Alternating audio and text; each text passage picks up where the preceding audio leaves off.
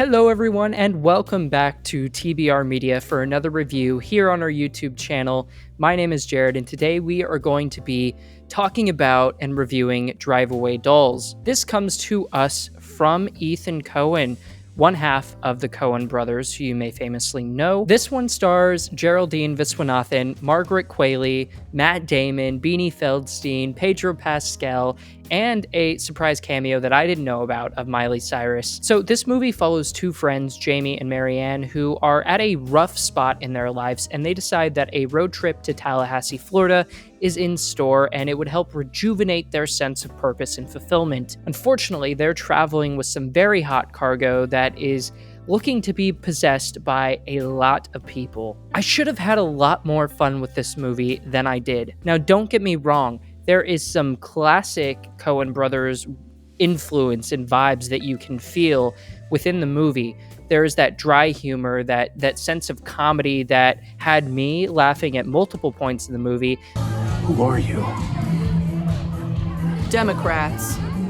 But I was in a theater full of people that seemed to be having a really good time with this film, so that speaks to the overall enjoyment that you can have watching this in the movie theater. And that's not to say that there isn't some problems here. I think the editing, for one, is just kind of sloppy. Trisha Cook is the primary editor here, and I couldn't help but feel like there wasn't a cohesive vision throughout this film.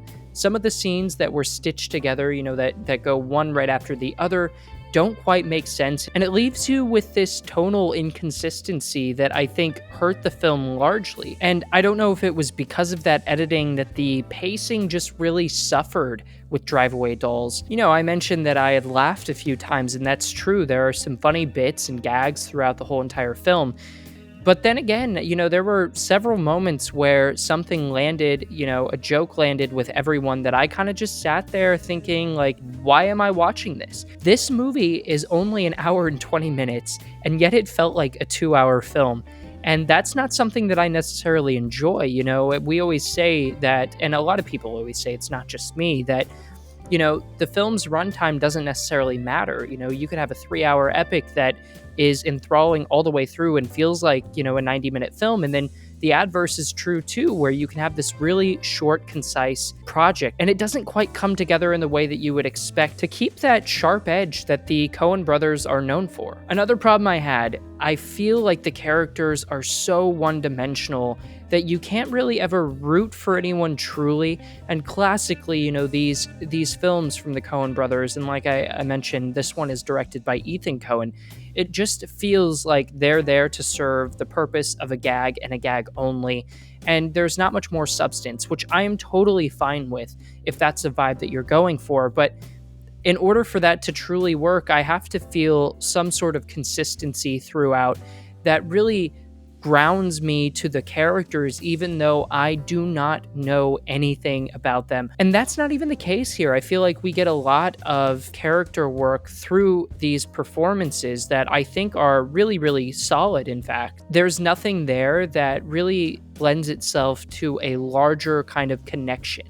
And that's what I was really missing here. And one of the things that really did work was the gag about what they find in that car. They go to a famous drive-away location where they can pay to take the car and deliver it somewhere. And they're left with this prized possession in their trunk that they have no idea about.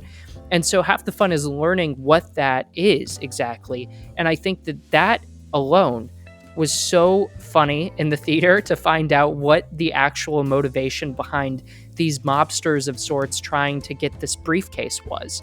And I think that worked, and I had a really good time with that portion of it. So we mentioned that it's set in 1999, but there is an infusion of 70s, 80s, and 90s comedies all throughout this film. And so half the challenge the film had with that was, making sure that there was enough linear narrative that it wasn't placating to a certain portion of the audience and really making it feel all-encompassing for the viewer. I think the marketing successfully got people in the seats to see this. I was surprised that there were as many people in my screening as there was in the afternoon. And beyond that, I do feel like the audience itself was kind of very diverse. You know, you had people of all ages, all races, and a large portion of that's probably attributed to the cast list that they were actually able to bring in for this project.